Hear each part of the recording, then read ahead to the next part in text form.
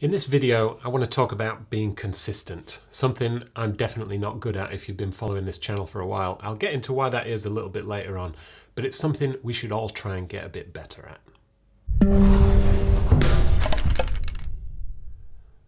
Being consistent, to me, means showing up, doing the work regularly, being dependable and stable, and being organized.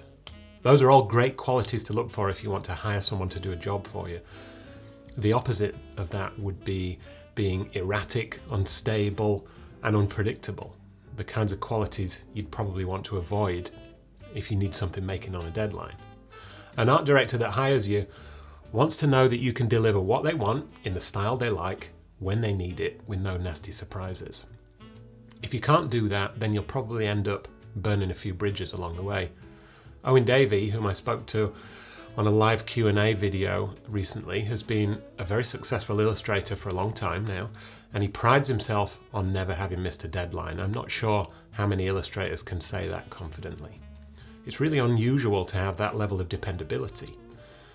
Now, is that dependability a factor in his success? Hard to say, but he has a lot of regular clients that return to him again and again because they know they'll get awesome work from him, and they know they don't need to worry about missed deadlines or important parts of the project being missed. He makes it easy for them to trust him. A new illustrator without much experience has to build up that level of trust, and that's a choice you can make very early on. Do you want to be the kind of illustrator that your clients can rely on to get the job done? If you are, you'll be rewarded for it, because when the client has an important project that needs someone reliable, you'll be the person they call. It's not just about deadlines, it's about how you handle yourself throughout a whole project.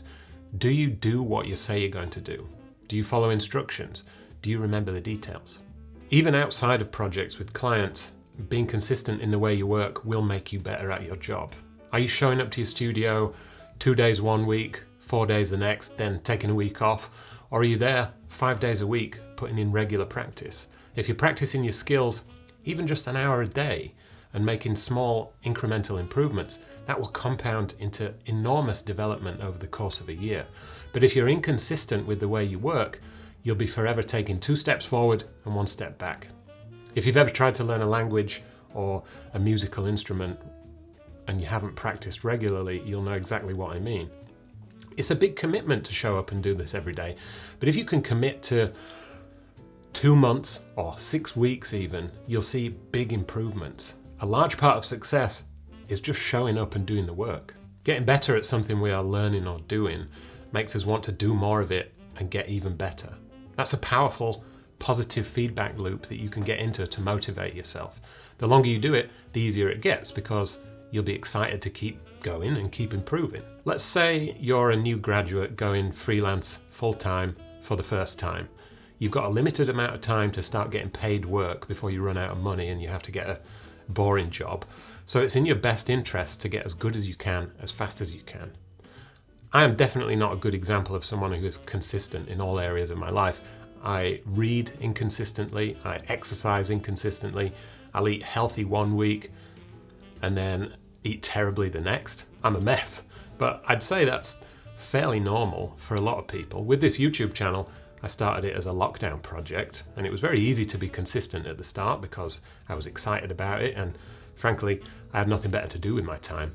But at this point, I've said a lot of what I set out to say. I intended to make a series of videos that would be helpful to new illustrators, and your great feedback tells me that I've achieved that goal to some extent.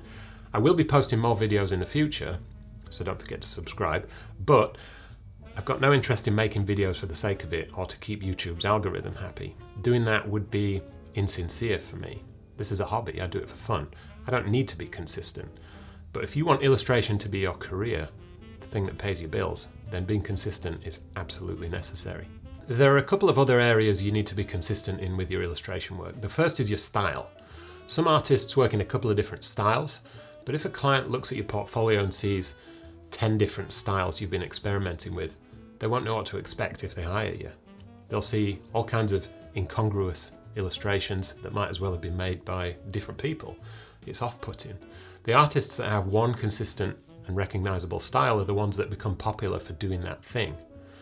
Art directors think of a style that they want to use for a project and can immediately remember a handful of artists that do that style really well. They don't remember the artists that have one example of that style on their website, no matter how good it is, because there's no evidence that you can do it consistently. The other thing is social media. For good or bad, Instagram rewards consistency. Posting regularly and actually taking the time to learn what the platform likes makes a huge difference. If you only post a few times in a month with no regularity, you just won't get the same kind of engagement or attention. You're relying on luck and the Instagram algorithm to show your work to the right people. But if you use the features Instagram wants you to use and you post regularly, you've got a far better chance of growing your following and getting some positive results from it. It's hard to post consistently if you're not working consistently because you won't have anything to show. But if you put in the work, you'll have plenty of ammunition to put into your social media, which means you'll get more eyes on your work and you'll have more of a chance of finding clients and followers. That's another positive feedback loop.